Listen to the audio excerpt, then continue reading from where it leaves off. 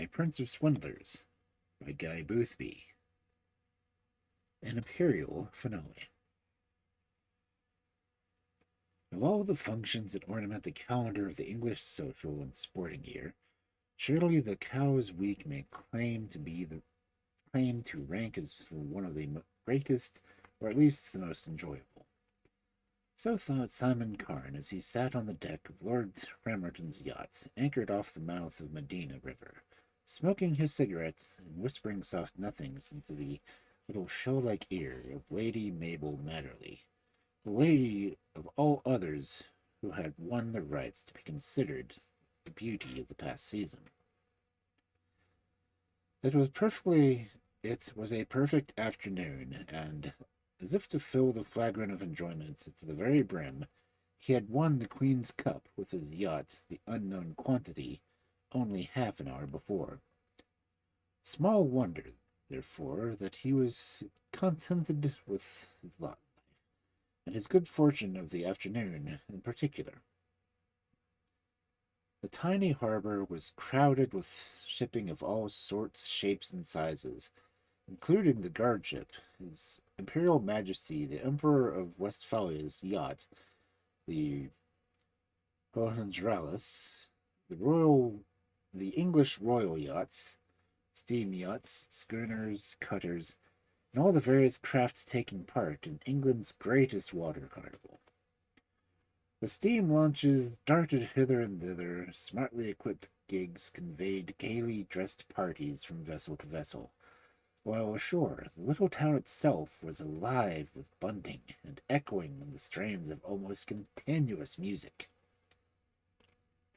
"Surely you ought to consider yourself a very happy man, Mr. Carne," said Lady Mabel Matterly with a smile in reply to a speech of the others. "You won the Derby in June, and today you've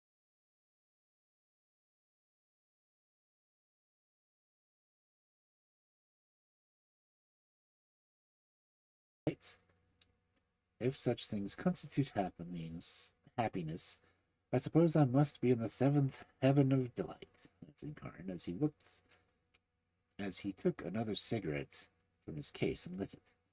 "All the same, I am insatiable enough to desire still greater fortune. When one has set one's heart upon winning something besides which the Derby and the Queen's Cup are items scarcely worth considering, one is rather apt to feel that fortune has still much to give." "I'm afraid that I do not quite grasp your meaning," she said, but there was a look in her face that told him that, if she did not understand, she could at least make a very good guess. According to the world's reckoning, he was quite the best fish in swimming in the matrimonial pond, and some people, for the past few weeks, had even gone so far as to say that she had hooked him. It could not be denied that he had been paying her unmistakable attention of late. What answer he would have vouchsafed to her speech is impossible to say, for at that moment their host came along the deck towards him, and he carried a note in his hand. "I have just received a message to say that His Imperial Majesty is going to honor us with a visit," he said, when he reached them. "If I mistake not, that is his launch coming towards us now." Lady Mabel and Simon Carne rose and accompanied him to the starboard bulwarks. A smart white launch with the full-flaming Westphalian flag flying at her stern had left the royal yacht and was steaming quickly towards them. A few minutes later it had reached the companion ladder, and Lord Tremorden had descended to welcome his royal guest. When they reached the deck together, His Majesty took the hands of Lady Tremorden, and afterwards with Lady Mabel and Simon Carne. "I must congratulate you heartily, Mr. Carne," he said, "on your victory today. You gave us an excellent race, and I thought I had the misfortune to have beaten in 30 seconds.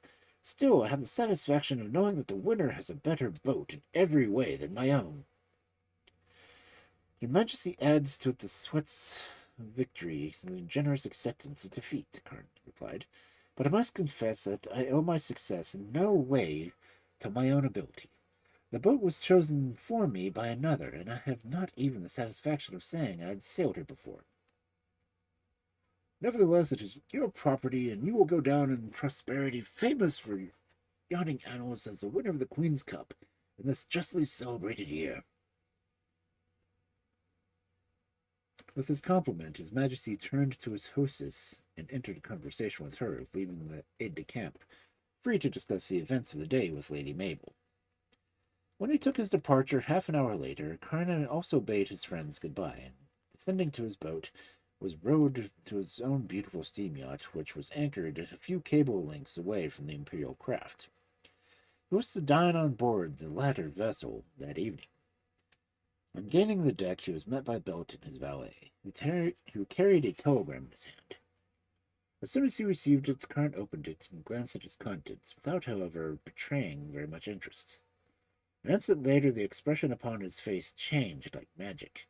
Still holding the message in his hand, he turned to Belton. "Come below," he said very quickly. "There is news enough here to give us something to think of for the few hours to come." Reaching the saloon, which was decorated with all the daintiness of the upholsterer's art, he led the way to the cabin he had arranged as a study. Having entered it, he shut and locked the door. "It's all up, Belton," he said. "The comedy has lasted long enough, and now only remains for us to speak the tag, and after that to ring the curtain down as speedily as we may." "I'm afraid, sir, I do not quite take your meaning," said Belton. "Would you mind telling me what has happened?" "I can do that in very few words," the other answered. "This cablegram is from Trincomalee Liz, and was dispatched from Bombay yesterday. Read it yourself." He handed the paper to his servant, who read it carefully aloud. "Dear Carne, Portrait House, Park Lane, London. Bradfield left a fortnight since. Have ascertained that you are the object. Trincomalee. "This is very serious, sir," said the other when he had finished. "As you say, it is very serious indeed," Carne replied. "Bradford thinks he has caught me at last, I suppose, but he seems to forget that it is impossible for me to be as clever as himself. Let me look at the message again. He left a fortnight ago, did he?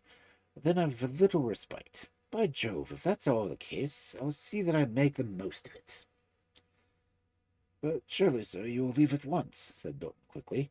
"If this man, who has been after us so long, is now more than half-way to England, coming on the deliberate intention of running you to the earth, surely, sir, you'll see the advisability of making your escape while you have time." Carne smiled indulgently. "Of course I shall escape, my good Belton," he said. You have never known me to neglect to take proper precautions yet, but before I go I must do one more piece of business. It must be something by the light of which I have hitherto accomplished will look like nothing. Something really great that will make England open its eyes, as it has not done yet." Belton stared at him, this time in undisguised amazement.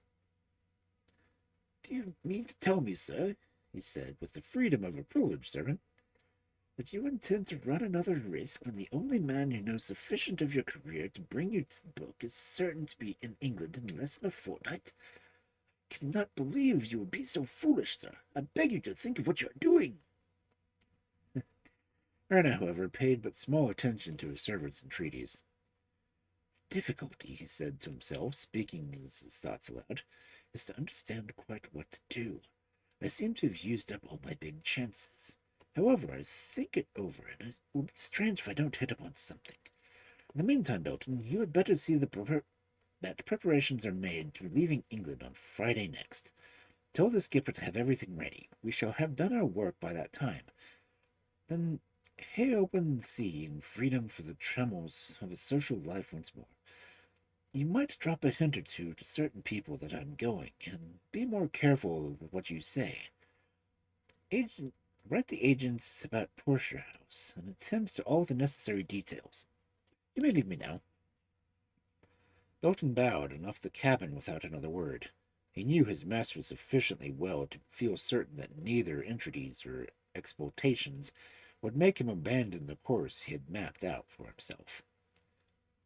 That being so, he bowed to the inevitable with a grace which had now become a habit to him.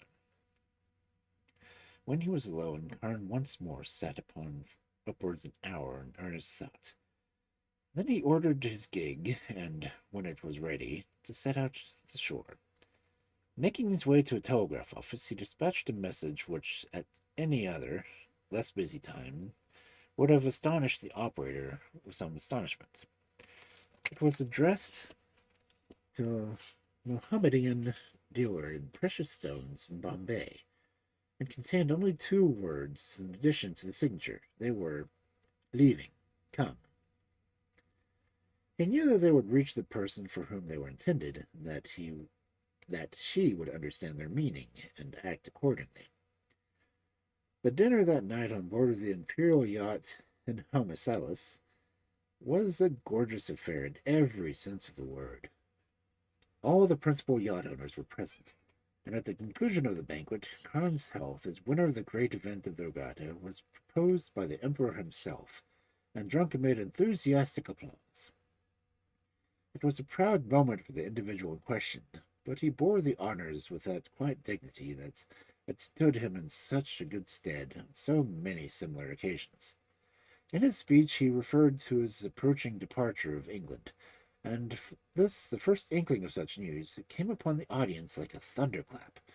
When they had taken leave of His Majesty soon after midnight, and were standing in the deck, waiting for their respective boats to draw up to the accommodation ladder, Lord Opington made his way to where Simon Carne was standing. "Is it really true you intend on leaving us so soon?" he asked. "Quite true, unfortunately," Carne replied. "I had hoped to have remained longer, but circumstances over which I have no control make it imperative that I should return to India without delay. Businesses that exercises a vital influence upon my fortune compels me. Therefore, I am obliged to leave without fail on next Friday. I've given orders to that effect this afternoon." "I'm extremely sorry to hear about it. That's all I can say," said Lord Amberley, who had just come up. "I'm sure that we shall miss you very much indeed." "You have all been extremely kind," said Carne, "and I have to thank you for an exceedingly pleasant time. But there, let us postpone consideration of the matter for as long as possible. I think this is my boat. Won't you let me take you as far as your own yacht?" "Many thanks, but I don't think we need trouble you," said Lord Orpington. "I see my gig is just behind yours." "In that case, good night," said Carne. "I shall see you, as arranged, tomorrow morning, I suppose?" "At 11, said Lord Amberley. "We'll call you and go ashore together. Good night." By the time Carne had reached his yacht, he had made up his mind. He also had hit upon another scheme, the daring of which almost frightened himself. If only he could bring it off, he told himself, it would indeed be a fitting climax to all he had accomplished since he had arrived in England. Retiring to his own cabin, he allowed Belton to assist him on his preparations for the night almost without speaking. It was not until the other was about to leave the cabin that he broached the subject that was occupying his mind to the exclusion of all else. "Belton," he said, "I have decided upon the greatest scheme that has yet come into my mind. If Simon Carne is going to say farewell to the English people on Friday next, and it succeeds, he will leave them a legacy to think about some time after he is gone." "You're surely not going to attempt anything farther, sir?" said Belton in alarm. "I did hope, sir, that you would listen to my entreaties this afternoon." "It was impossible for me to do so," said Carne. "I am afraid, Belton, you are a little lacking in ambition. I've noticed that on the last 3 occasions you have endeavored to dissuade me from my own endeavors to promote more healthy excitement in the English reading public. On this occasion, fortunately, I am able to withstand you. Tomorrow morning you will commence preparations for my biggest piece of work to which I have put my hand to yet." "If you have set your mind upon doing it, sir, I am quite aware that it is hopeless for me to say anything," said Belton resignedly. "May I know, however, what is it going to be?" Carne paused for a moment before he replied. "I happen to know that the Emperor of Westphalia, whose friendship I have honor to claim," he said, "has a magnificent collection of gold plate on board his yacht. It is my intention, if possible, to become the possessor of it." "Surely that will be impossible, sir," said Milton. Clever as you undoubtedly are in arranging these things, I do not see how you can do it. A ship at the best times is such a public place, and they will certainly guard it very closely. I must confess that at first glance I do not quite see how it is to be managed, but I have a scheme in my head which I think might possibly enable me to effect that purpose. At any rate, I shall be able to tell you more about it tomorrow. First, let us try a little experiment. As he spoke, he seated himself at the dressing table and bade Belton to bring him a box which had hitherto been standing in a corner. When he opened it, it proved to be a pretty little cedarwood affair divided into a number of small compartments, each of which contained crepe hair of a different color. Selecting a small portion from one particular compartment, he unraveled it until it had obtained the length he wanted, and then with dexterous fingers constructed a mustache, which he attached with spirit gum to his upper lip. 2 or 3 twirls gave the necessary curl, and then a pair of ivory-backed brushes taken from his dressing table, he brushed his hair back in a particular manner, placed a hat of uncommon shape upon his head, took a heavy boat cloak from his cupboard near at hand, and threw it round his shoulders, and assuming an almost defiant expression, faced Belton and desired to tell him whom he resembled. Familiar as he was with his master's marvelous power of disguise and his extraordinary faculty for imitation, the latter could not refrain from expressing his astonishment. "His Imperial Majesty the Emperor of Westphalia," he said. "The likeness is perfect." "Good," said Carne. "From that exhibition you will gather something of my plans. Tomorrow evening, as you are aware, I am invited to meet His Majesty, who is to dine ashore accompanied by his aide-de-camp, Count von Walsberg. Here is the latter's photograph. He possesses, as you know, a very decided personality, which is all in our favor. Study it carefully." So saying, he took from a drawer a photograph which he propped against a looking-glass on the side table before him. It represented a tall, military-looking individual with bristling eyebrows, a large nose, and a very grey moustache, and hair of the same color. Belton examined it carefully. "I can only suppose, sir," he said, "that you are telling me this you intend me to represent Count von Walsberg." "Exactly," said Carne. "That is my intention. It should not be at all difficult.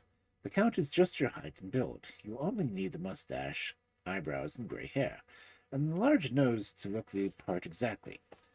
Tomorrow will be a dark night. If only I can control circumstances sufficiently to obtain the chance I want, detection in the first part of our scheme, at any rate, should be most unlikely, if not at all impossible." "You'll excuse me in saying so, sir," said Belton, "but it seems a very risky game to play when we have done so well up to present." "You must admit that the glory will be greater, my friend, if we succeed." "But surely, sir, as I said just now, they will have the place you mentioned in a secure place, and it will be properly guarded." "I have made my fullest inquiries, you may be sure. It is kept in a safe in the chief steward's cabin, and while it is on board, a sentry is always on duty at the door. Yes, all things considered, I should say it is kept in a remarkably secure place." "Then, sir, I am still at a loss to see how you are going to obtain possession of it." Carne smiled indulgently. It pleased him to see how perplexed his servant was. "In the simplest manner possible," he said, "provided always that I can get on board the yacht without my identity being questioned. The manner in which we are to leave the vessel will be rather more dangerously, but not sufficient to say cause any great uneasiness. You are a good swimmer, I know, so that 100 yards should not hurt you. You must also have a number of stout canvas sacks, say 6 prepared, and securely attached to each of the same number of strong lines. The latter must be 50 fathoms long, and have at the end of each a stout swivel hook. The rest is only a matter of detail. Now, what have you arranged with regard to matters in town?" "I have fulfilled your instructions, sir, to the letter," said Belton. "I have communicated with the agents who act for the owner of the Portia House. I have caused an advertisement to be inserted in all the papers tomorrow morning to the effect that the renowned detective Climo will be unable to meet his clients for at least a month, owing to the fact that he has accepted an important engagement upon the continent, which will take him from home for that length of time. I have negotiated the sale of the various horses you have in training, and I have also arranged for the disposal of the animals in the carriages you now have in use in London. Rangafur and the other native servants of Portia House will come down to the midday train tomorrow, but before they do so, they will fulfill your instructions and repair the hole in the wall between the two houses. I cannot think of any more, sir. You have succeeded admirably, my dear Belton, said Carne, and I am very pleased tomorrow you had better see that the preparation paragraph is inserted in the daily papers announcing the fact that my intention to leave England for India immediately, on important business matters. I think that will do for tonight. Belton tidied the cabin, and having done so, bade his master good night. It was plain that he was exceedingly nervous about the success of the enterprise upon which Carne was embarking so confidently. The latter, on the other hand, retired to rest, and slept as peacefully as if he had not a care or anxiety upon his mind. Next morning he was up by sunrise, and by the time his friends Lords Opington and Emberley were thinking about breakfast, had put the finishing touches to the scheme which was to bring his career in England to such a fitting termination. According to the arrangement entered into the previous day, his friends called for him at 11. Then they went ashore together. It was a lovely morning, and Carne was in the highest spirits. They visited Castle together, and made some purchases in town, then went to lunch on Lord Orpington's yacht. It was well nigh 3 o'clock before Carne bade his host and hostess farewell, and descended the gangway in order to return to his own vessel. The brisk sea was running, and for this reason the step into the boat was exceedingly difficult, if not a dangerous matter.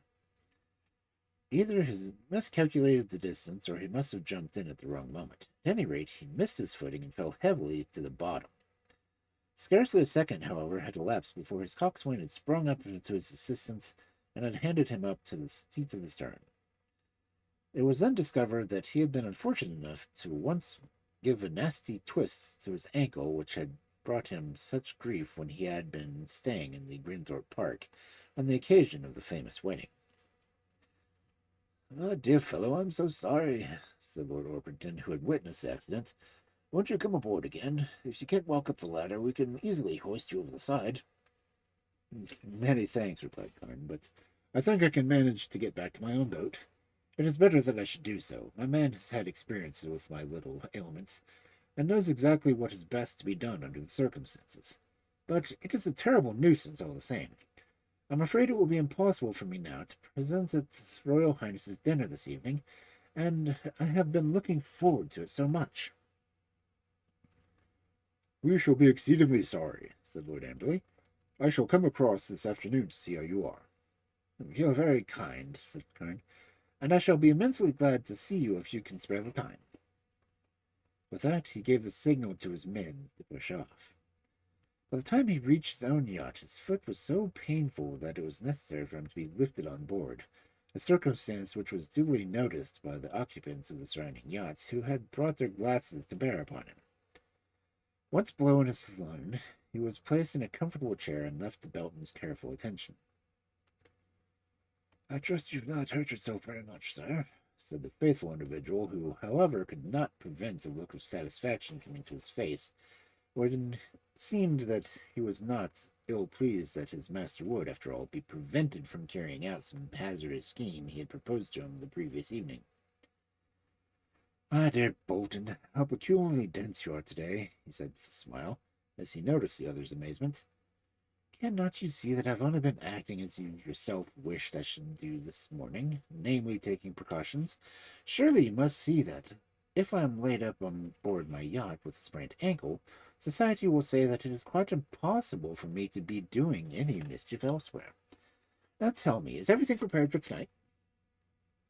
"Everything, sir," Bolton replied. "The dresses and wigs are ready. The canvas sacks and the lines to which the spring hooks are attached are in your cabin waiting your inspection. As far as I can see, everything is prepared, and I hope will meet with your satisfaction." If you're as careful as usual, I feel it will, said Carne. Now, get some bandages and make this foot of mine look into an artistic bundle as you possibly can. After that, help me on deck and prop me up in a chair. As soon as my accident gets known, there will be certain to be shoals of callers on board, and I must play the part as carefully as possible. As Carne had predicted, this proved to be true. From 3:30 until well after 6 o'clock, a succession of boats drew up at his accommodation ladder, and the sufferer on deck was a recipient of much attention, as would be flattered the vainest of men. He had been careful to send a letter of apology to the illustrious individual who he was have been host, expressing his sincere regrets that the accident which had so befallen him would prevent the possibility of his being able to present at the dinner he was giving that evening. Day closed in and found the sky covered with heavy clouds. Towards 8 o'clock a violent storm of rain fell, and when Carne heard it beating upon the deck above his cabin, he reflected that in consequence the nights would in probability be dark. He felt that his lucky star was indeed ascendant. At 8:30 he retired to his cabin with Belton in order to prepare for the events of the evening. Never before had he paid such careful attention to his makeup. He knew that on this occasion the least carelessness might lead to detection, and he had no desire that his latest and greatest exploit should be proved to be of his undoing. It was 9:30 before he and his servant had dressed and were ready to set off. Then, placing a broad-brimmed hats upon their heads, and carrying a portmanteau containing the cloaks and headgear which they were to wear later in the evening, they went on deck and descended into the dinghy which was waiting alongside. In something under a quarter of an hour they had put to shore in a secluded spot and changed their costumes, and were walking boldly down the water beside Imperial launch, still waiting. The crew were lolling about, just joking and laughing, secure in the knowledge that it would be some hours at least before their sovereign would be likely to require their services again. Their astonishment, therefore, may well be imagined when they saw approaching them the two men whom they had only half an hour before brought ashore. Stepping in and taking his seat under the shelter, His Majesty ordered them to convey him back to the yacht with all speed. The accent and voice were perfect, and it never for an instant struck anyone on board that the deception was being practiced. Carne, however, was aware that only a preliminary. The most dangerous portion of the business was yet to come. On reaching the yacht, he sprang out in the ladder, and, followed by his aide-de-camp, von Walsberg, mounted the steps. His disguise must have been perfect indeed, for when he reached the deck he found himself face to face with the first lieutenant, who, on seeing him, saluted respectfully. For a moment Carne's presence in mind almost deserted him. Then, seeing that he was not discovered, he determined upon a bold piece of bluff. Returning the officer's salute with just the air he had seen the Emperor use, he led him to suppose that he had important reasons for coming on board so soon, and if to back this assertion, bade him send the chief steward to his cabin, and at the same time have the sentry removed from his door and placed at the end of a large saloon, with instructions to let no one pass until he communicated again.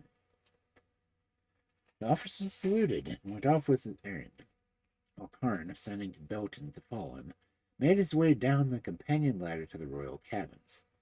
To both the next few minutes seemed like hours. Reaching the imperial stateroom, they entered it and closed the door behind. Provided the sentry obeyed his orders, which there was no reason to doubt he would do, and the Emperor himself did not return until they were safely off the vessel again, there seemed every probability of their being able to carry out their scheme without a hitch. Put those things on the table and unwind the lines and place them in the gallery outside the window. They won't be seen there, said Carne to Belton, who was watching him from the doorway. Then stand by in here a few minutes, and the chief steward will be here. As soon as he enters, you must manage to get between him and the door, and while I am engaging him in conversation, spring on him, clutch him by the throat, and hold him until I can force a gag into his mouth. After that we shall be safe for some time at least, for not a soul will come this way until they discover their mistake. It seems to me We ought to be able to thank our stars that Chief Steward's cabin was placed in such a convenient location. But hush, here comes the individual we want. Be ready to call him as soon as I hold up my hand. If he makes a sound, we are lost. He had scarcely spoken before there was a knock at the door. When it opened, the chief steward entered the cabin, closing the door behind him. Schmidt, said His Majesty, who was standing at the further end of the cabin, I have sent you an order that I may question you on the matter of utmost importance. Draw near. The man came forward as he was ordered, and having done so, looked at his master full fair on the face. Something he saw there seemed to stagger him. He glanced at him for a second, and then immediately confirmed his belief. You are not the Emperor, he cried. There is some treachery in this. I shall call for assistance. He had half turned when he was about to give the alarm when Carne held up his hand, and Belton, who had been creeping stealthily behind him, threw himself upon him and clutched him by the throat before he could utter a sound. The fictitious emperor immediately produced a cleverly constructed gag and forced it into the terrified man's mouth, who in another second was lying upon the floor, bound hand and foot. There, my friend, said Carne carefully as he rose to his feet a few moments later. I don't think you will give us any further trouble. Let me see how those straps are tight enough, and then we'll place you on the settee, and afterwards get to business with all possible dispatch. Having satisfied himself on these points, he signed to Belton, and between them they placed the man upon the couch. Let me see. I think, if I remember rightly, you carry the key of the safe in this pocket? So saying, he turned the man's pockets inside out and appropriated a bunch of keys he found within. Choosing one from it, and gave a final look to the bonds secured the prostrate figure, and then turned to Belton. I think you'll do, he said. Now for business. Bring the bags and come with me.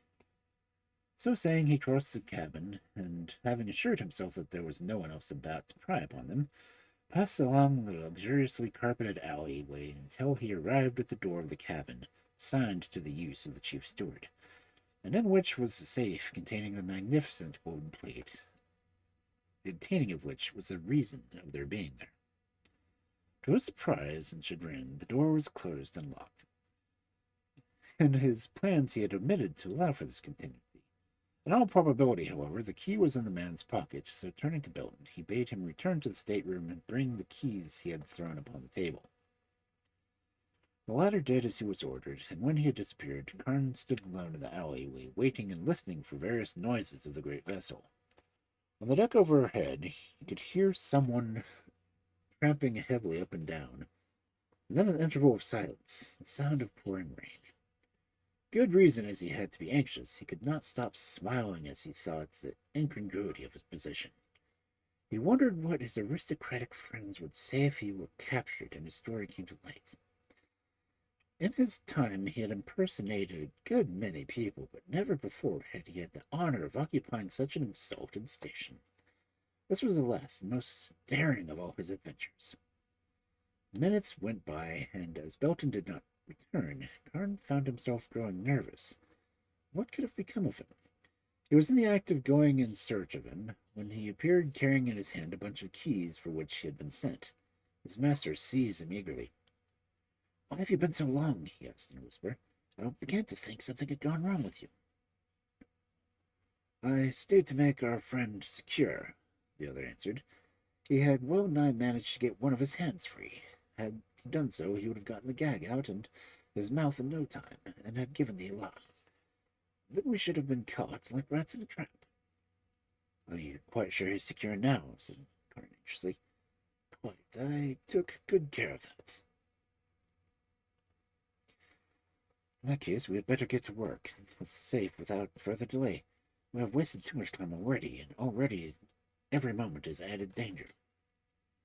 Without more ado, Carne placed the most likely key in the lock and turned it. The bolt shot back, and the treasure chamber lay at his mercy. The cabin was not a large one, but it was plain that every precaution had been taken to render it secure.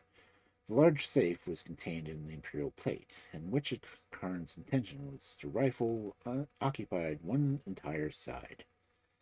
It was the latest design, and Carne saw that it had to confess to himself that, expert craftsman as he was, It was one that would have required all his skill to open. With the master key, however, it was only the work of a few seconds. The key was turned, the lever pressed, and then, with a slight pull, the heavy door swung forward. This done, it was seen that the interior was full to overflowing. Gold and silver plate of all sorts of descriptions, clothes and bags of wash leather and green blythes were neatly arranged inside. It was a haul such as even Carne had never seen at his mercy before, and now that he had got it, he was determined to make the most of it. "Come, Belton," he said, "get these things out as quickly as possible and lay them on the floor. You can only carry away a certain portion of the plunder, so let us be certain that that portion is the best." A few moments later, the entire cabin was strewn with salvers, goblets, bowls, jurges, gold and silver dishes, plates, cups, knives, forks, and almost every example of goldsmith's art. In his choice, Carne was not guided by what was handsomest or most delicate workmanship. Weight was his only standard. Silver was discarded altogether, for it was less than no account. In something under 10 minutes he had made his selection, and the stout canvas bags they had brought with them for that purpose were full to their utmost holding capacity. "We can carry no more," said Carne to his faithful retainer, as they made for the mouth of the last bag secure. "Pick up yours, and let us get back to the Emperor's statesroom." Having locked the door to the cabin, they returned to where the place hence they had started. They were found the unfortunate steward lying there just as they had left him on the settee. Placing the bags he carried upon the ground, Carne crossed to him and, before anything else, carefully examined the bonds with which he was secured. Having done this, he went to the stern windows and, throwing one open, stepped into the gallery outside. Fortunately for what he intended to do, it was still raining, and the consequence the night was as dark as the most consummate conspirator could have desired. Returning to the room, he bade Belton to help him carry the bags into the gallery, and when this was done, he made fast the swivel hooks to the rings of each mouth each.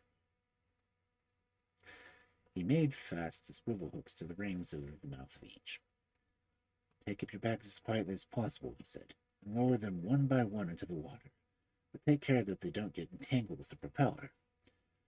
When you've done that, slip the rings at the other end to the lines of your belt, and buckle the latter tightly."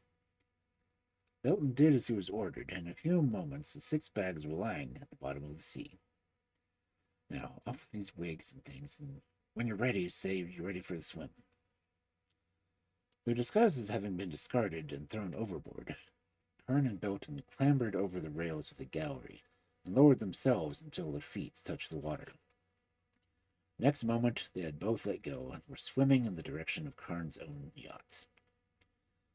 It was the period of their adventure that the darkness proved of real service to them.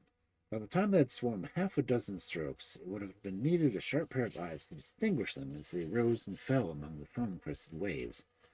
If, however, the storm had done them good in saving them from notice, it came within an acre of doing them an ill service in another direction. Good swimmers though both Carne and Belton were, they had proved it each other's satisfaction the seas of almost every known quarter of the globe. They soon found that it took all their strength to make headway now. By the time they reached their own craft, they were both completely exhausted. As Belton declared afterwards, he felt as if he could not have managed another 20 strokes, even had his life depended on it. At last, however, they reached the yacht's stern, and clutched the rope ladder which Carne had himself placed there before he had set out on the evening's excursion. In less time than it takes to tell, he had mounted it and gained the deck, followed by his faithful servant. They presented a sorry spectacle as they stood side by side on the raft rail, the water dripping from their clothes and pattering on the deck. "Thank goodness we're here at last," said Carne, as he soon had recovered his breath sufficiently to speak. "Now slip off your belt and hang it over this cleat with mine." Belton did as he was directed, then followed his master to the saloon companion ladder. Once below, they changed their clothes as quickly as possible, and having donned mackintoshes, returned to the deck, where it was still raining hard. "Now," said Carne, For the last and most important part of our evening's work, let us hope the lines will prove equal to the demands we are about to make upon them." As he said this, he took the cleat from upon which he had laid one of the belts, and, having detached the line, began to pull it in, Belton following his example with the other. Their hopes that they would prove equal to the confidence placed in them was proved well founded, for in something less than a quarter of an hour, the 6 bags containing the Emperor of Westphalia's magnificent gold plate were lying upon the deck, ready to be carried below and stowed away in the secret place in which Carne had arranged to hide his treasure. "Now, Belton," said Carne as he pushed the panel back into its place and pressed the spring that locked it, "I hope you're satisfied with what we've done. We've made a splendid haul, and you shall have your share of it. In the meantime, just get me to bed as quickly as you can, for I'm dead tired. And when you've done so, be off on your own. Tomorrow morning you will have to go up to town to arrange the bank authorities about my account." Belton did as he was ordered, and half an hour later his master was safely in bed and asleep. It was late next morning when he woke. He had scarcely breakfasted before the Earl of Amberley and Lord Orpington made their appearance on the north side. To carry out the part he had arranged to play, he received them seated in his deck chair, his swaddled right foot reclining on a cushion before him. On seeing his guests, he made as if he would rise, but they begged him to remain seated. "I hope your ankle is doing better this morning," said Orpington politely, as he took a chair beside his friend. "Much better, thank you," Carne replied. "It was not nearly so serious as I feared, and I hope to be able to hobble about this afternoon. Tell me news, if there's any."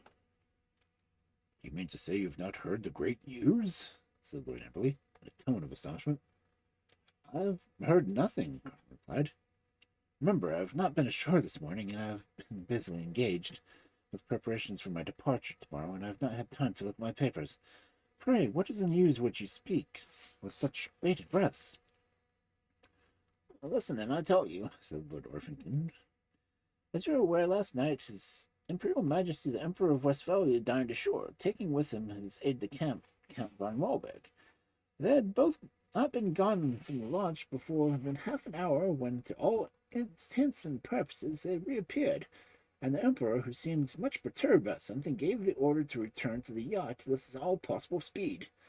It was very dark and raining hard at the time, and whoever the men may have been who did the thing, they were, at rate, past masters in the art of disguise. Reaching the yacht, their arrival gave rise to no suspicion, and the officers accused, for the officers are accustomed, as you know, to His Majesty's rapid comings and goings.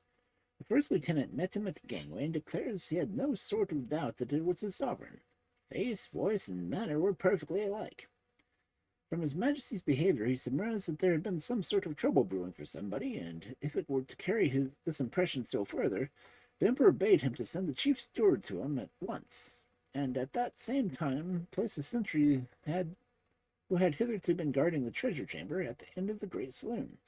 Its instructions to allow no one to pass it, on any pretext whatsoever, until the chief steward had been examined, and the Emperor himself gave permission, and then he went below to his cabin.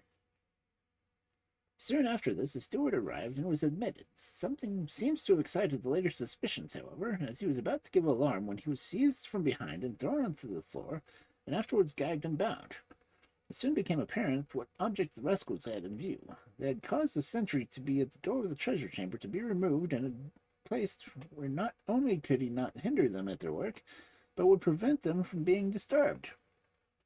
Having obtained the key from the room for the steward in his pocket, they set off to the cabin, ransacked it completely, and stole all the heaviest and most valuable of the Majesty's wonderful plate from the safe. "Good gracious," said Carne, "I never heard of such a thing. Surely it's the most impudent robbery that has ever taken place in the past few years. To represent the Emperor of Westphalia and his aide-de-camp so closely that they should deceive even his own officers on his yacht, and to take a sentry off one post and place him in such a position to protect them while they were doing their own nefarious work, seems to me like the height of audacity. But how did they gain the booty themselves and away?" Gold plate under the most favorable circumstances is no means an easy thing to carry. As he asked this question, Carne lit another cigarette, hands steady as a rock.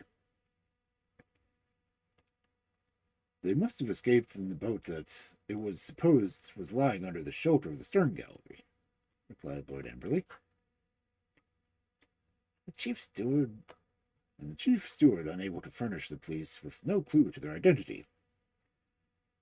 None whatsoever, replied Orpington. He opens to believe, however, that they were Frenchmen. One of them, the man who impersonated the Emperor, seems to have uttered an exclamation in that tongue. And when was the robbery discovered? Only when the real Emperor returned to the vessel shortly after midnight. There was no lunch to meet him, and he had to get Tremorden to take him off. You can easily imagine the surprise his arrival occasioned. It was intensified when they went below to find His Majesty's chamber turned upside down, and the chief steward lying bound and gagged on the sofa, and all was most valuable the plate was gone missing. What an extraordinary story! And having now told you the news with which the place is ringing, we must be off on our route to business, said Orpington. It is quite certain you are going to leave us tomorrow? Quite, I'm sorry to say, answered Martin. I'm going to ask as many of my friends as possible to do me the honour of lunching with me at 1 o'clock, and at 5 I shall weigh anchor and bid England goodbye. I shall have the pleasure of your company, I hope. I shall have much pleasure, said Orpington. And I also, said Amberley. And goodbye for present. It's just possible I may see you again during the afternoon. Luncheon next day was as brilliant a social gathering as the most fastidious in such matters could have desired. Everyone in the Coes who had any claim to distinction was present, and several had undertaken the journey from town in order to say farewell to one who had made himself so popular during his brief stay in England. When Carne rose to reply to the toast of health proposed by the Prime Minister, it was observable that he was genuinely moved, as, indeed, most were his hearers. For the remainder of the afternoon, the yacht's deck was crowded with his friends, all of whom expressed their hope that it might not be very long he was amongst them once more. To the kind speeches Carne invariably offered a smiling reply. I also trust it will not be long, he answered. I have enjoyed my visit immensely, and you may be very sure I shall never forget you as long as I live. An hour later, the anchor was weighed, and his yacht was steaming out of the harbor. And amid a sense of intense enthusiasm, as the Prime Minister had that afternoon informed him, in public interest, the excitement of his departure was dividing honors with the burglary of the Emperor of Westphalia's gold plate. Carne stood beside his captain on the bridge, watching the little fleet of yachts until his eyes could no longer distinguish them. Then he turned to Belton, who had just joined him, and placed his hand upon his shoulder. So much for our life in England, Belton, my friend. It has been a glorious fun, and no one can deny that, from a business point of view, it was extremely satisfactory.